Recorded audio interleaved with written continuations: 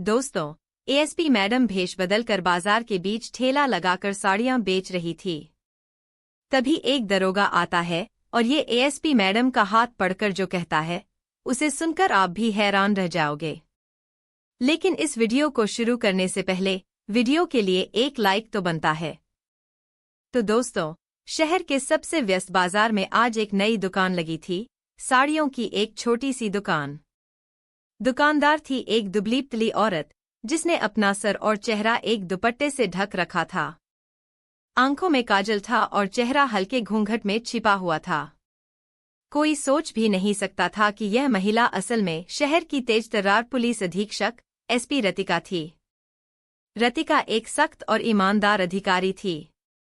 उनका व्यक्तित्व ऐसा था कि पूरे पुलिस महकमे में उनका मान किया जाता था। लेकिन उन्हें इस बात की भी जानकारी थी कि कुछ पुलिसकर्मी अपनी वर्दी का गलत इस्तेमाल करते हैं। वे आम जनता को परेशान करते हैं, रिश्वत लेते हैं और दादागिरी दिखाते हैं। कई बार उनके पास ऐसी शिकायतें आती थी कि बाजार में कुछ पुलिसकर्मी गरीब दुकानदारों से बदसलूकी करते हैं, मुफ्त में सामान उठाते हैं और मना करने पर धमकाते हैं। इन्हीं घटनाओं की सच्चाई जानने के लिए एएसपी मैडम ने खुद साड़ी वाली का भेष बदलने का फैसला किया।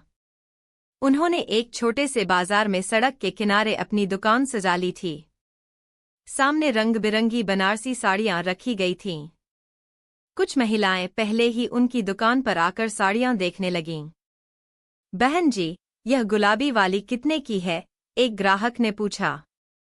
रतिका ने मुस्कान के साथ जवाब दिया, 1 दर्जन 500 की है, अच्छी क्वालिटी है। लीजिएगा तो पसंद आएंगी। ग्राहक ने साड़ी खरीदी और पैसे देकर चली गई।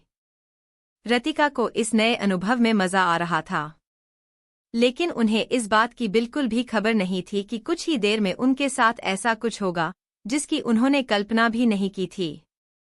एक गाड़ी करीब आकर रुकी। उसमें से 4 पुलिस वाले उतरे। सभी हवलदार वर्दी में थे। इनमें से एक पुलिसकर्मी, जिसका नाम पवन कुमार था, बाजार में अक्सर दबंगई के लिए बदनाम था। पवन ने आते ही दुकान पर लात मारते हुए कहा, यह साड़ी वाली, यहां दुकान लगाने का टैक्स दिया है कि नहीं? रतिका को झटका लगा। उन्होंने शांत स्वर में कहा, साहब, मैं रोजी रोटी के लिए मेहनत कर रही हूं। यहां किसी ने मुझसे कोई टैक्स नहीं मांगा। पवन कुमार ठहाका मारकर हंसा। उसके साथी भी हंसने लगे। अच्छा, टैक्स नहीं मांगा?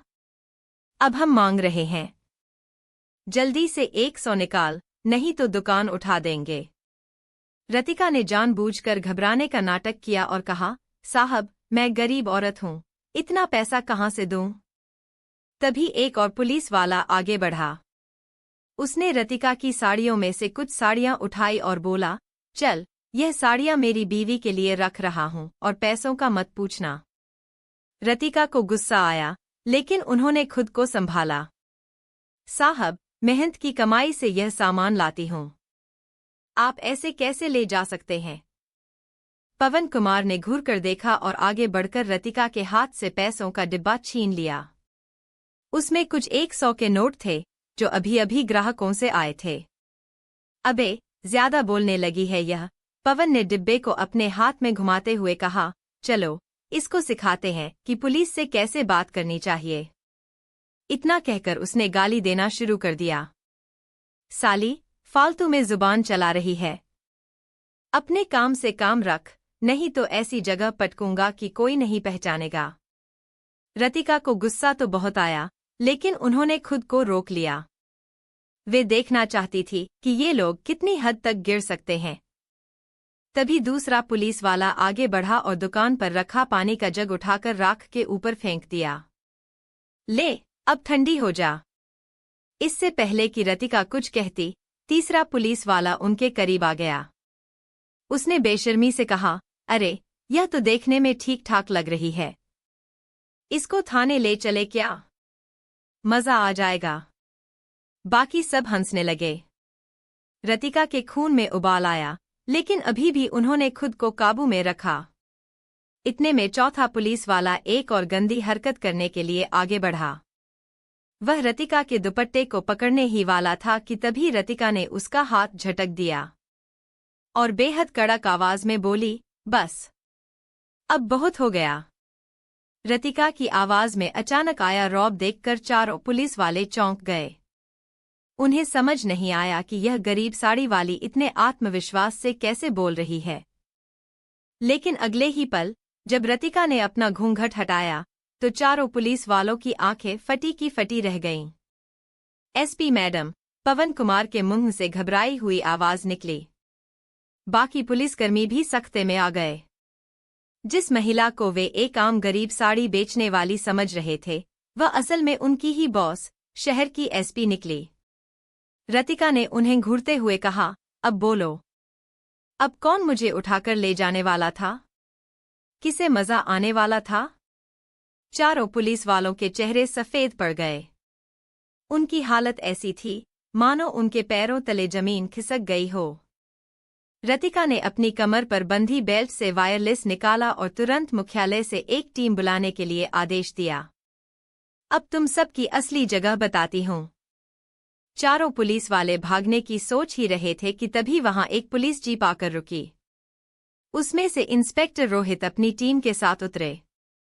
रतिका ने उनकी ओर इशारा किया और कहा, इन चारों को तुरंत गिरफ्तार करो। इनकी वर्दी उतरवा लो।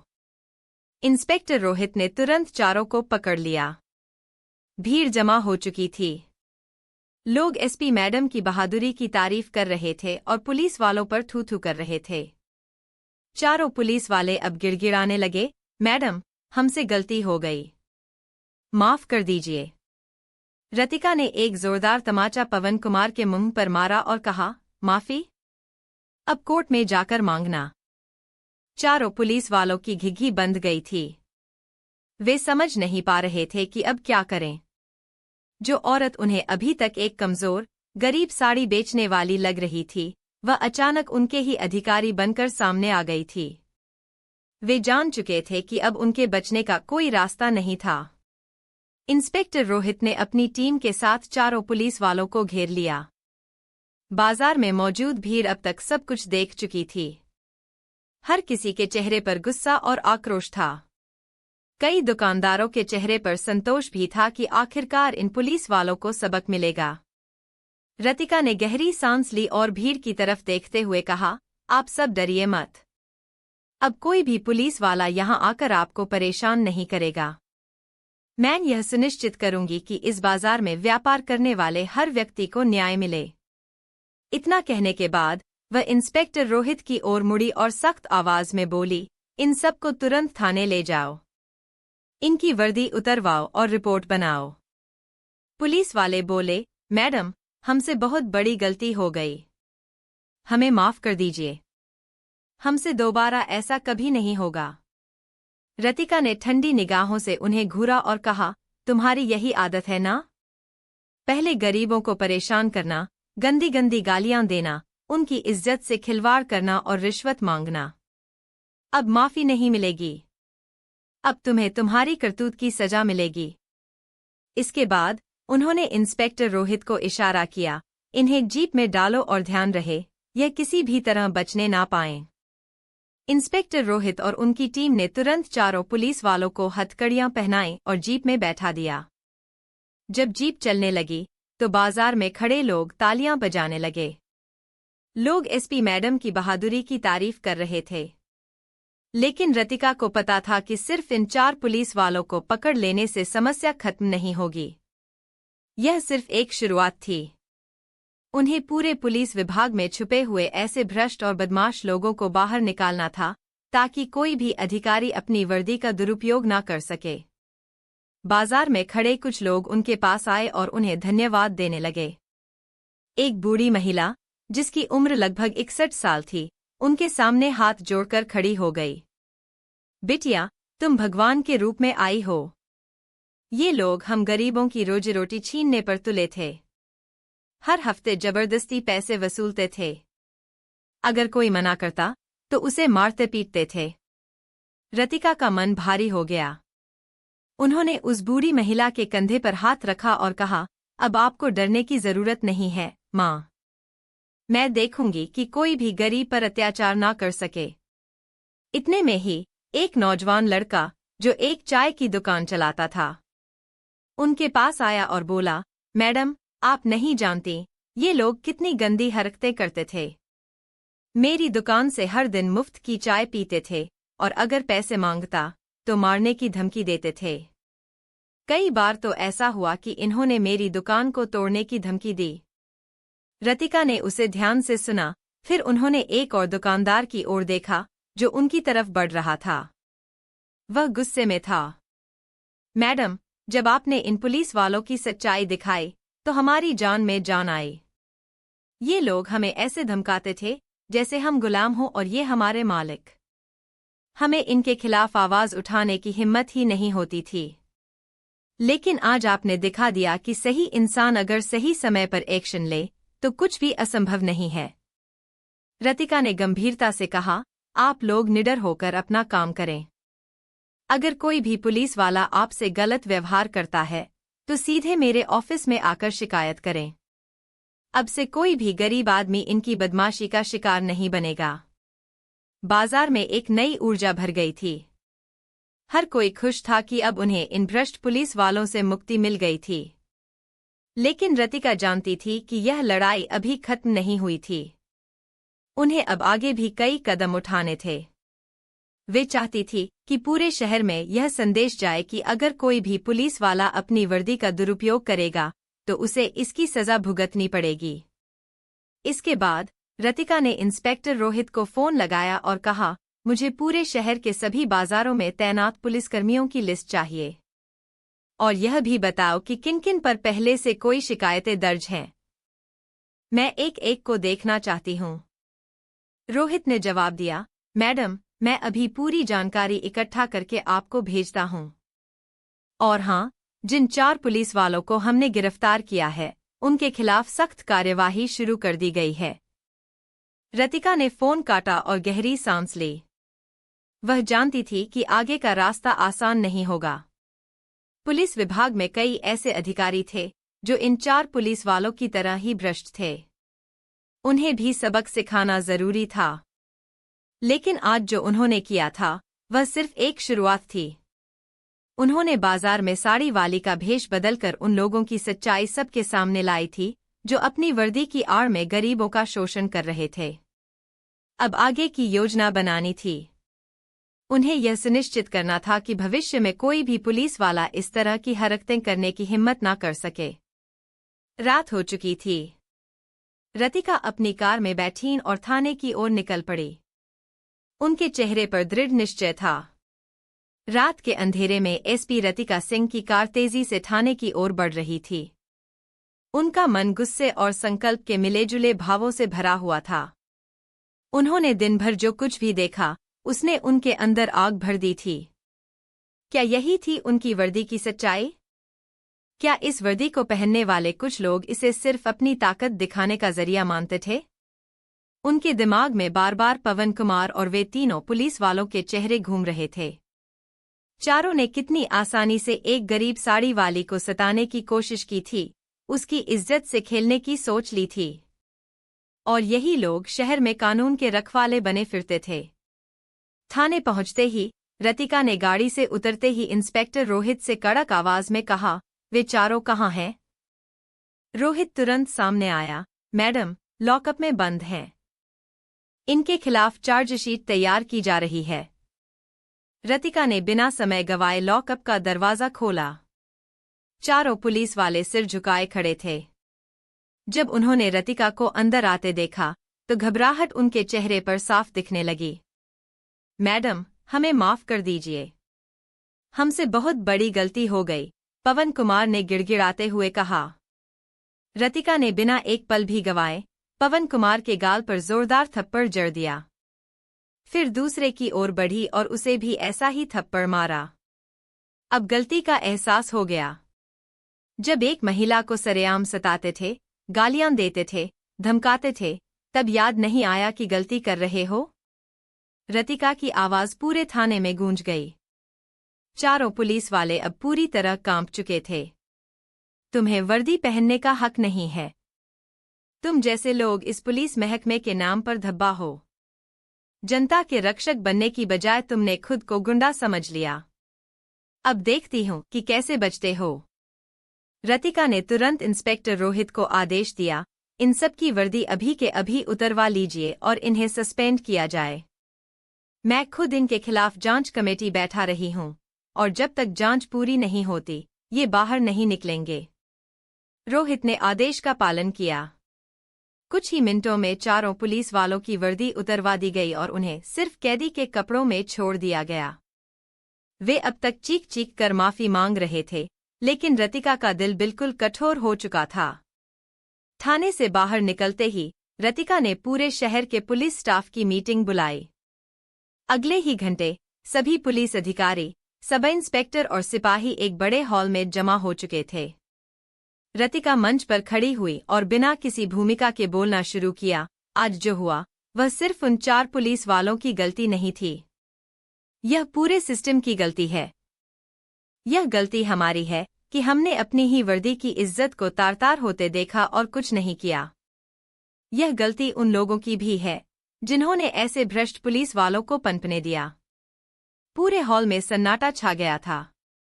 अगर तुम सब में से कोई भी यह सोचता है कि वर्दी का मतलब जनता पर हुकूमत करना है, तो वह अपनी यह गलतफहमी जल्द से जल्द दूर कर ले। पुलिस जनता की रक्षा करने के लिए होती है, न कि उन्हें डराने और धमकाने के लिए। अगर किसी को भी यह गलतफहमी है कि वह इस वर्दी की आड़ में गुंडागर्दी कर सकता है, तो वह आज ही अपना इस्तीफा दे दे, वरना मैं खुद उसकी वर्दी उतरवा दूंगी। सभी पुलिस वाले एक दूसरे को देखने लगे। किसी की हिम्मत नहीं हो रही थी कि कुछ कहे। रतिका ने आगे कहा, मैं जानती हूं कि इस महकमे में बहुत से लोग ईमानदार हैं, मेहनती हैं। लेकिन जो गंदे लोग इस सिस्टम में छुपे हुए हैं, उन्हें निकालना मेरी जिम्मेदारी है और मैं इसे पूरा करूंगी। इतना कहकर उन्होंने रोहित की तरफ देखा और पूछा, रोहित, जिन पुलिस वालों के खिलाफ पहले से शिकायतें दर्ज हैं, उनकी रिपोर्ट तैयार हो गई? रोहित ने फाइल खोलते हुए कहा, हाँ, मैडम। कुल मिलाकर 25 पुलिस वालों के खिलाफ भ्रष्टाचार, रिश्वतखोरी, बदसलूकी और अन्य अपराधों की शिकायतें हैं। रतिका ने ठंडे स्वर में कहा, अच्छा। तो इन 25 के खिलाफ तुरंत जांच शुरू करो और इन सबको अस्थायी रूप से सस्पेंड किया जाए। जब तक जांच पूरी नहीं होती, मैं खुद इन मामलों की निगरानी करूंगी। हॉल में बैठे कई पुलिसकर्मियों के चेहरे उतर गए। उनमें से कुछ ऐसे भी थे जो खुद को बचा हुआ समझ रहे थे, लेकिन अब वे भी डर गए थे कि कहीं अगला नंबर उनका ना हो। रतिका ने अपनी बात खत्म करते हुए कहा, यह आखिरी चेतावनी है। अगर कोई भी पुलिस वाला जनता को परेशान करता पाया गया, तो समझ लेना कि उसकी वर्दी सिर्फ एक दिन की मेहमान होगी। अब सब लोग अपनी अपनी ड्यूटी पर लौटें। लेकिन याद रखो, मैं हर जगह हूं। मीटिंग खत्म हुई, लेकिन उस दिन पूरी पुलिस फोर्स में हड़कंप मच गया था। हर कोई अब अपनी हरकतों को सुधारने की कोशिश करने लगा था। रतिका ने राहत की सांस ली, लेकिन उन्हें पता था कि उनकी असली लड़ाई अभी खत्म नहीं हुई थी। यह सिर्फ पहला कदम था। उन्हें अभी और भी ऐसे कई भ्रष्ट लोगों को बेनकाब करना था। थाने से निकलकर उन्होंने अपनी गाड़ी स्टार्ट की और अपने घर की ओर चल पड़े। लेकिन उनके दिमाग में अभी भी वही बाजार घूम रहा था। उन्हें याद आ रहा था कि किस तरह गरीब दुकानदारों ने उन्हें अपनी पीड़ा सुनाई थी। अब किसी गरीब को नहीं सताने दूंगी। अब वर्दी की आड़ में किसी की इज्जत से खिलवाड़ नहीं करने दूंगी। अब पुलिस का मतलब सिर्फ कानून का रक्षक होगा, न कि जनता पर अत्याचार करने वाला तानाशाह। रात के अंधेरे में उनकी कार आगे बढ़ रही थी, लेकिन उनके इरादे चट्टान की तरह मजबूत थे। आगे क्या करना है, यह उनके दिमाग में पूरी तरह साफ था। रात के अंधेरे में जब एसपी रतिका सिंह अपने घर पहुंची, तो उनकी आंखों में नींद नहीं थी। दिमाग में लगातार कई विचार उमड़-घुमड़ रहे थे। उन्होंने आज एक बड़ा कदम उठाया था, लेकिन यह केवल शुरुआत थी। पुलिस विभाग में फैले भ्रष्टाचार को जड़ से खत्म करने के लिए उन्हें और भी सख्त कार्यवाही करनी थी। उन्होंने टेबल पर रखे पानी के गिलास को उठाकर एक घूंट भरा और गहरी सांस ली। तभी उनका फोन बजा। इंस्पेक्टर रोहित का कॉल था। उन्होंने फोन उठाते ही पूछा, मैडम, हमारे पास कुछ और चौंकाने वाली जानकारी आई है। क्या? जब हमने उन 25 पुलिस वालों की जांच शुरू की तो हमें पता चला कि इनमें से कुछ लोग न सिर्फ रिश्वतखोरी में लिप्त थे, बल्कि वे अपराधियों के साथ भी सांठगांठ रखते थे। कई मामलों में ये अपराधियों को बचाने के लिए खुद सबूत मिटाते थे और निर्दोष लोगों को फंसाने का काम करते थे। रतिका की हथेलियां तन गईं। यह बात उनके लिए नई नहीं थी, लेकिन जब यह सब कुछ ठोस सबूतों के साथ सामने आया तो उनका गुस्सा 7वें आसमान पर पहुंच गया। मुझे पूरी रिपोर्ट चाहिए, एक एक नाम, एक एक मामला। मैं इसे खुद देखूंगी। जी मैडम, मैं रिपोर्ट तैयार करवा रहा हूं, सुबह आपके पास पहुंचा दूंगा। रतिका ने फोन काट दिया और खिड़की से बाहर देखने लगीं। दूर सड़क पर स्ट्रीट लाइट की हल्की रोशनी पड़ रही थी। उनका मन उथल-पुथल से भरा हुआ था।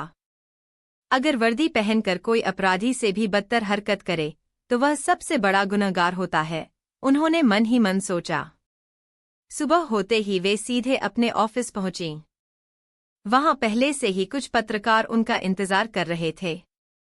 कल की घटना अब मीडिया की सुर्खियों में थी।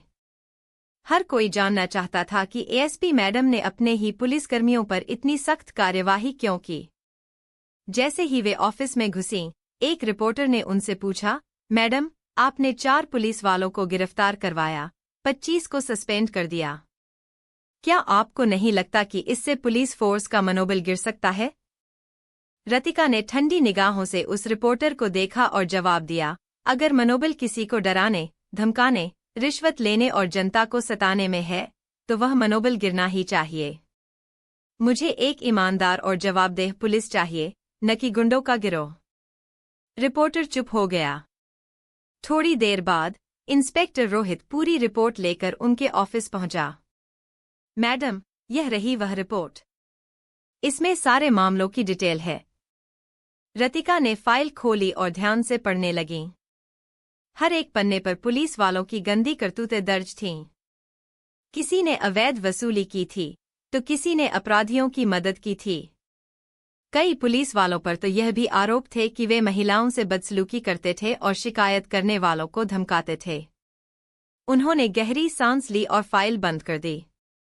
रोहित, इन सब के खिलाफ तुरंत विभागीय जांच शुरू करवाओ।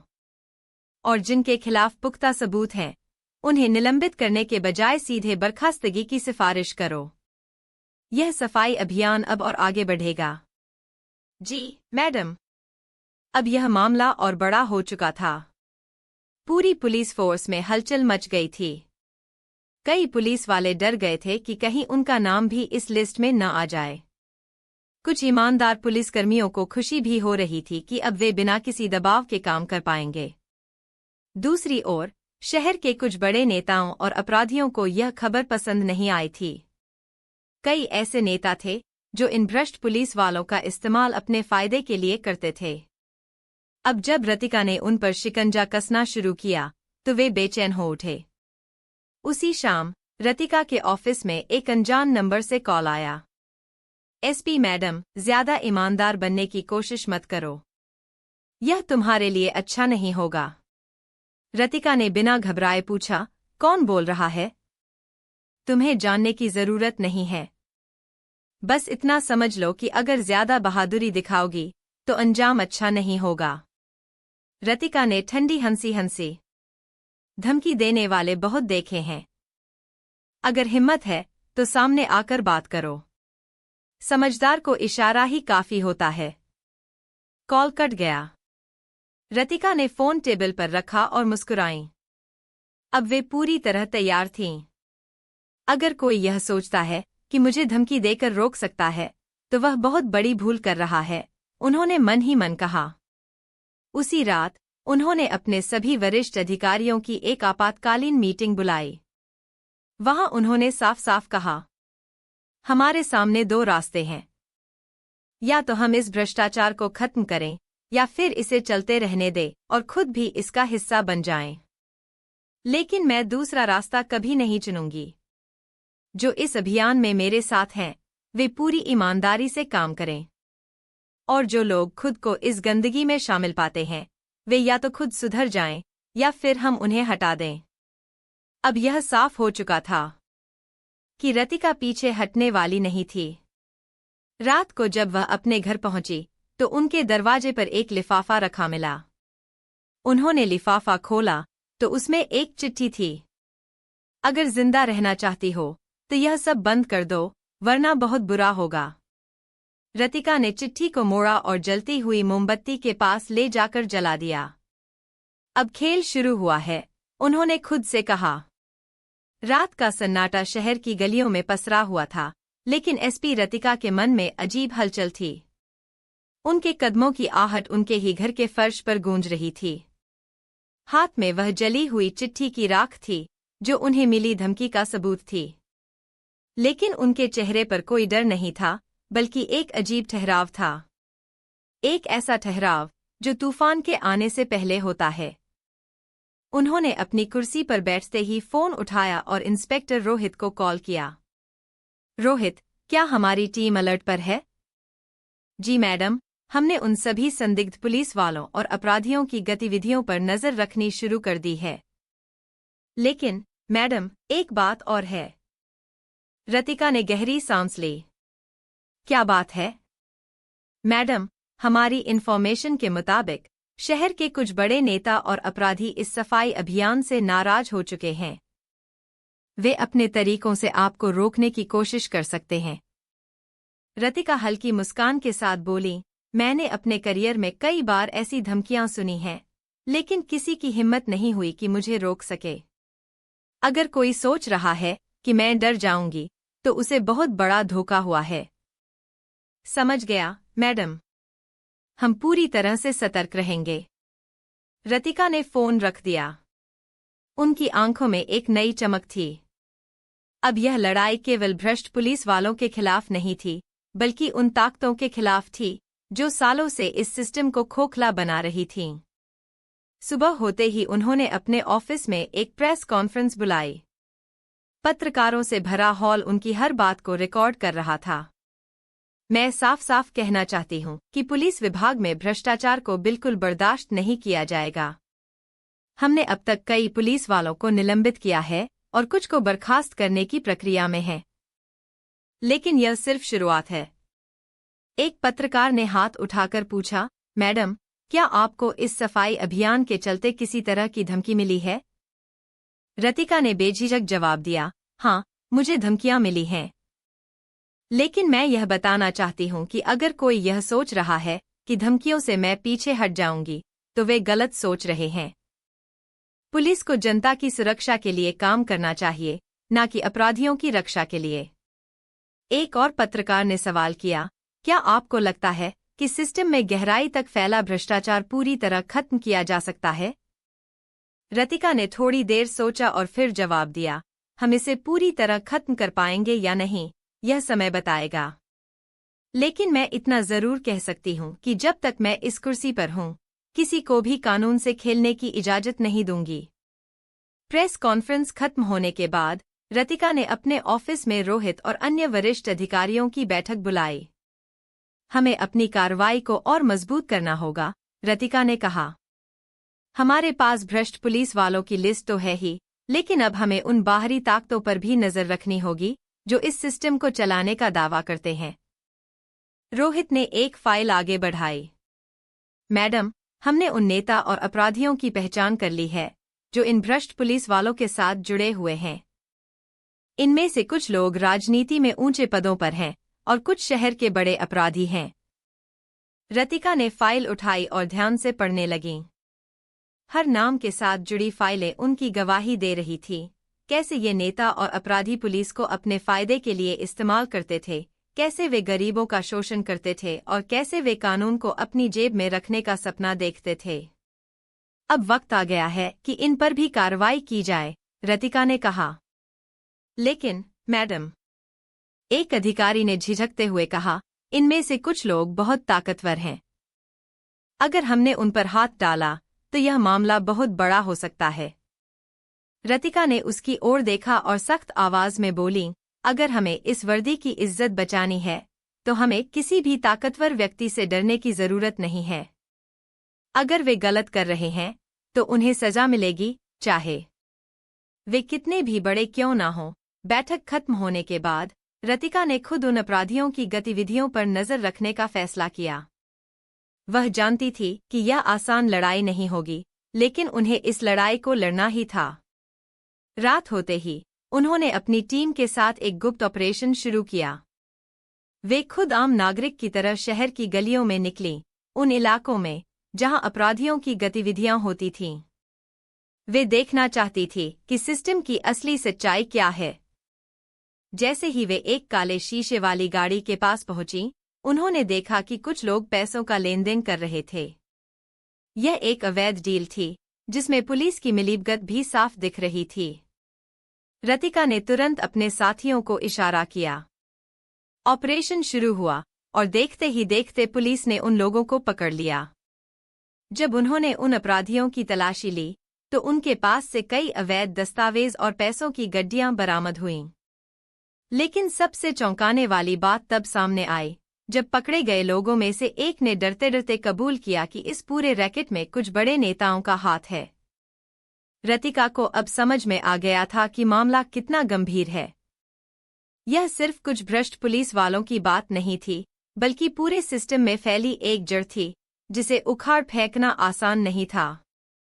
लेकिन उन्होंने ठान लिया था कि वे इसे खत्म करके ही दम लेंगी। रात गहरी हो रही थी, लेकिन रतिका की आंखों में एक नया संकल्प चमक रहा था। अब ना कोई धमकी उन्हें डरा सकती थी और ना ही कोई और ताकत। रतिका ने अपनी लड़ाई ऐसे ही जारी रखी। इस कहानी से यह सीख मिलती है कि अगर कोई व्यक्ति अपने सिद्धांतों पर अडिग रहे और ईमानदारी से अपने कर्तव्यों का पालन करे, तो वह चाहे जिस भी राह पर चले, मुश्किलें आएंगी, लेकिन अंत में वही व्यक्ति सही साबित होता है। किसी भी कठिनाई से घबराना नहीं चाहिए, क्योंकि सच्चाई की ताकत सबसे बड़ी होती है। यह कहानी हमें बताती है कि बदलाव की शुरुआत खुद से होती है, और अगर दिल में सच्चाई और न्याय का जुनून हो, तो हर रुकावट एक कदम और बढ़ने का मौका बनती है। अगर आपको यह कहानी पसंद आई हो, तो कृपया इस वीडियो को लाइक करें और ऐसे ही बेहतरीन कंटेंट के लिए हमारे चैनल को सब्सक्राइब करें। दोस्तों, फिर मिलते हैं ऐसे ही इंटरेस्टिंग वीडियो के साथ।